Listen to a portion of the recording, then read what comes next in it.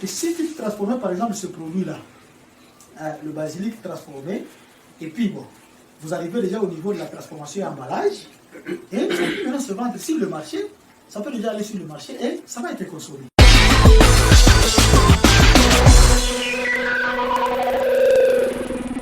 Mais une autre chose que j'ai pu comprendre aussi, c'est que si tu ne peux pas produire déjà, vendre. Oui. Il est parti à Mounigui, je crois, c'était à Retour. Oui. Ok. Il a acheté à un bas prix, il est venu revendre. Alors, Il a gagné le double. il a gagné le double. Oui. Déjà un capital pour pouvoir commencer quelque chose. Oui. Donc, on n'a pas forcément besoin d'être tous des producteurs. Ok. Il y a des producteurs, mais aussi il y a ceux qui peuvent devenir des vendeurs. Voilà même la chaîne des valeurs, voilà même les opportunités, les potentiels qui présentent le secteur agricole. Ouais. Donc, tout le monde n'est pas censé être dans la production, mais tout le monde est appelé à faire partie de la chaîne. Voilà. Parce qu'avec le basilic, surtout les gens qui souffrent de l'insomnie, tu peux prendre, tu bouillis, tu bois, tu auras des sommeils facilement.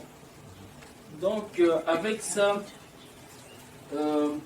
il y a aussi la plupart des choses que nous ne savons pas, que d'autres personnes peuvent nous faire. Parce que moi, ça, j'avais su ça quand j'avais fait l'expérience. Un jour, je me suis dit, je vais prendre aujourd'hui l'été du basilic. Parce que j'avais vu sur internet qu'il y a aussi l'été du basilic. Je me suis dit, je vais prendre aussi l'été du basilic. Je sais, il y a des gens qui produisent des moringas, l'été des moringas. Oui. Je vois souvent la poudre, Oui. sort toujours de la couleur verte. Oui. Mais moi, j'essaie un peu de sécher les feuilles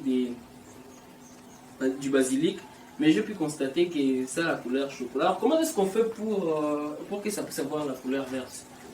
Et puis, moi, je me demande comment est-ce que je peux faire pour que je puisse produire ces thés-là. Parce que je n'ai pas vraiment d'idée, donc, comme mon frère Raphaël avait dit, faute d'expertise et d'expérience. Donc, je ne sais pas où commencer, comment débuter pour que je puisse me lancer comme il se doit vraiment dans l'agro-business.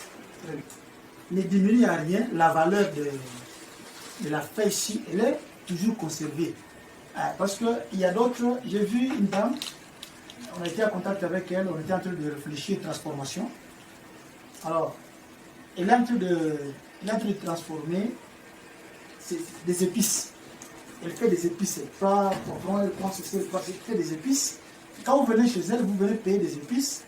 Ce que vous allez acheter là, ça contient déjà tout. Ça contient céleri, ça contient poivron, ça contient... Elle a déjà réussi à faire ça. À Goma. Elle est en train de faire cette expérience-là. Alors je pense qu'on pourra peut-être vous mettre en contact avec cette femme-là, comme elle est avancée déjà sur le domaine de la transformation. Alors on peut vous mettre déjà en contact avec elle. Elle va vous montrer aussi comment elle fait pour protéger, pour arriver à la transformation. Et que si tu transformes par exemple ce produit-là, le basilic transformé, et puis bon, vous arrivez déjà au niveau de la transformation et emballage, et ça peut maintenant se vendre sur le marché, ça peut déjà aller sur le marché et ça va être consommé. Parce que beaucoup de gens connaissent la plante. Alors je pense que ça peut être une idée, c'est quelque chose de vous mettre en contact avec cette dame-là.